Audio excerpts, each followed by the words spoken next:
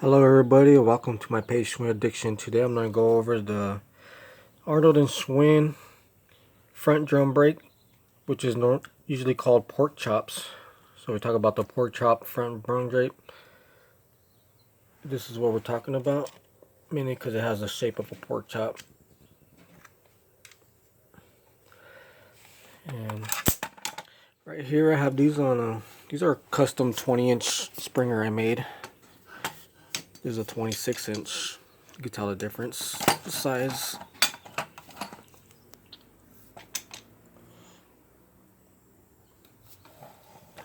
We got the key. I'll probably do a video on pulling that key out. Show everybody how I do it.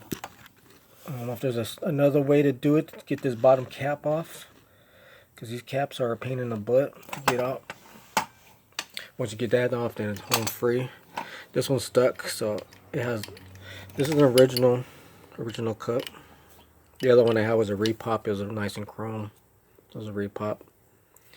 See, this piece will go inside the frame. There's like a little nub. This goes into locks in place. This one's locked in place right now. So when they pull out the, I guess when they pulled out the springer, they had to pull out the whole cup as well.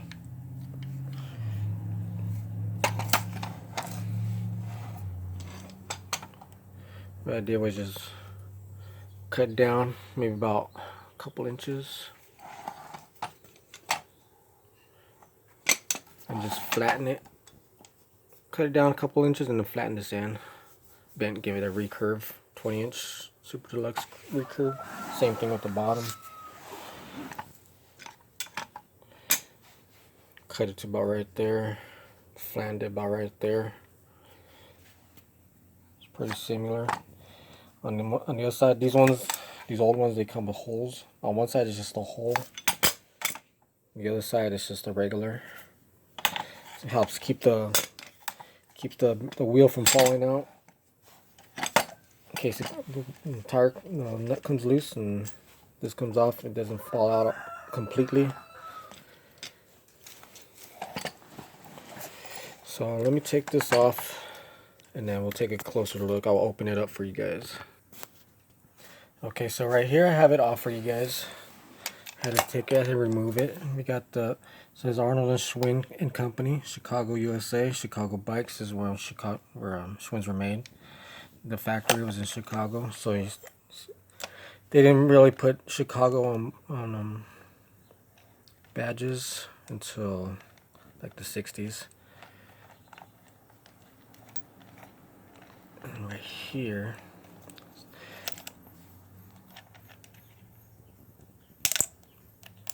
take this off. So you have the drum. So you see it says Schwinn on the inside. See if you could focus on that. You got the Schwinn script. See this SCH. I really like that script. That's real nice. Schwinn stamp script.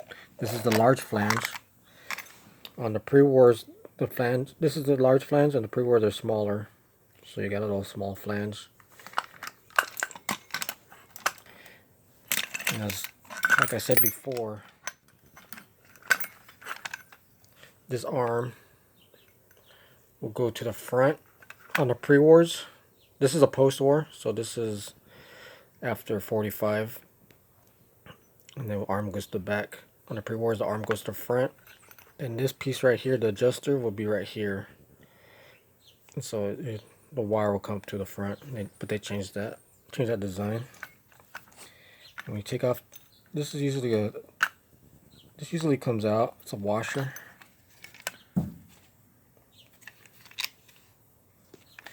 You see it pops out. Sometimes they pop out, sometimes they don't. On my Phantom, it just popped right out. It's just real loose. This one was stuck in there. So this is just a washer. So make sure you have that in there.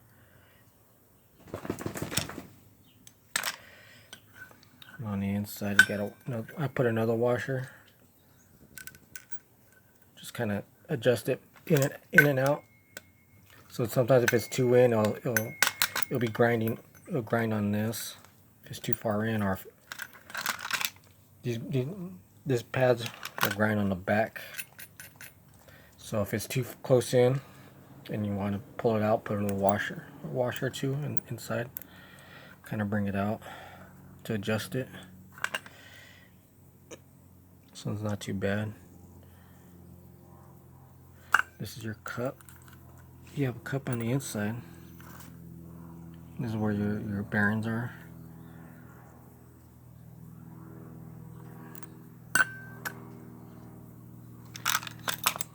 Right here. This is the handbrake. These don't say Schwinn.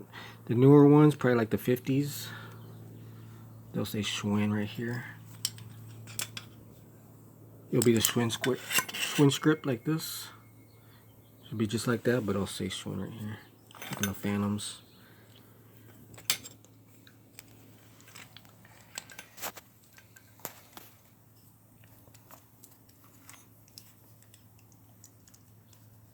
You see when you apply the brake.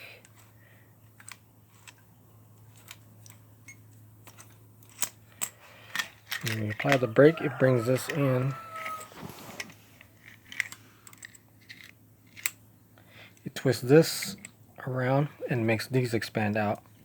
And when these expand out, these rub against the walls right here. So it expands out, grabs the walls.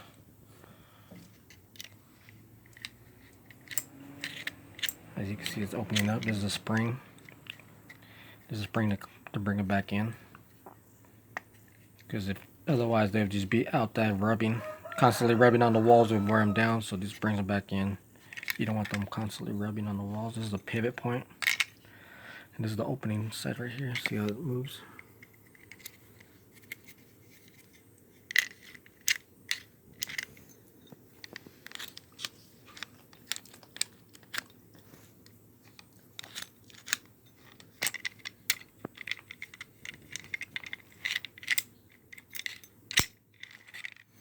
These pads are not too bad.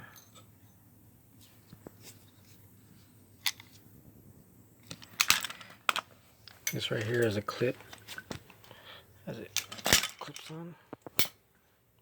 Wire, just a wire holder.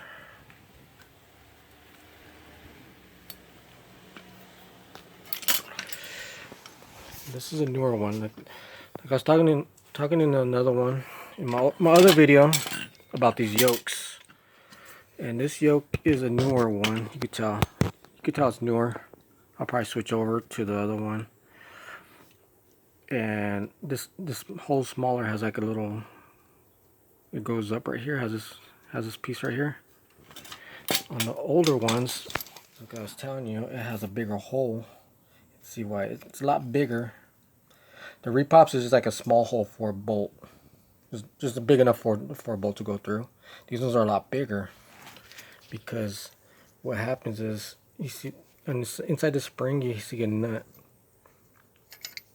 And so what it does is, let me draw it out for you. You have the yoke,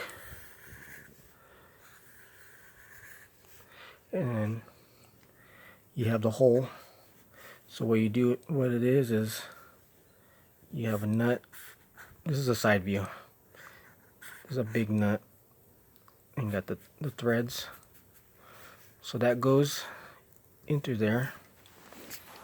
And then you got your spring, whatever, and then that goes inside. Got another nut inside the spring.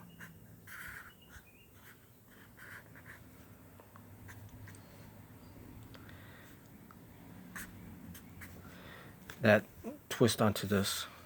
So this is like a hollow bolt, and then you got the regular bolt that goes through. That goes right through the middle. So this is pretty much like a hollow bolt. It's like real big.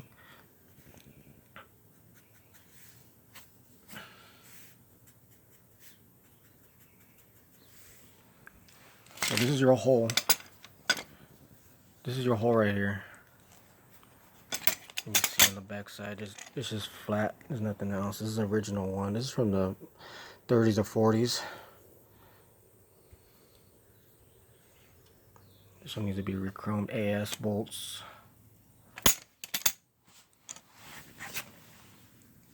And what this does is just locks the spring in place. You got your spring, it just locks it in place.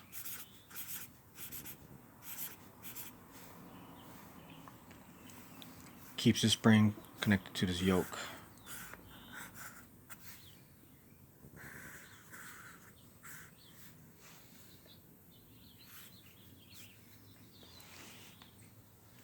So this is what the hole looks like. You'll see, you'll find these with these big old holes in them. Wondering why it's so big. And that's what it basically is for. I don't have a nut to. I don't have one of these bolts to show you. But maybe because usually I have one that's together, but I haven't taken it apart. It's just to show you from the outside of what it looks like.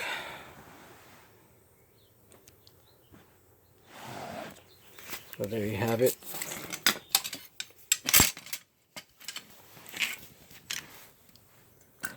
And then later on they changed from this style. They went to the Atom front hub.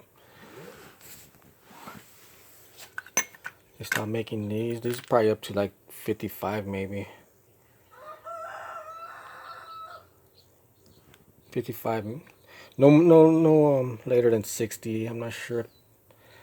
I think maybe they had different types. There's different like on the tandems. They had it was another drum style. It wasn't like this, and it wasn't quite an Atom. So they had some other ones. Maybe if I find one, I could do a showcase on and take you through it.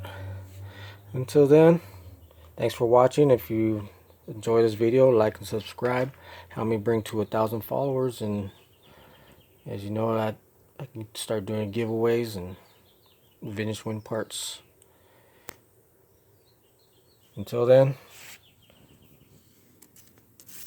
Schwinn Addiction out.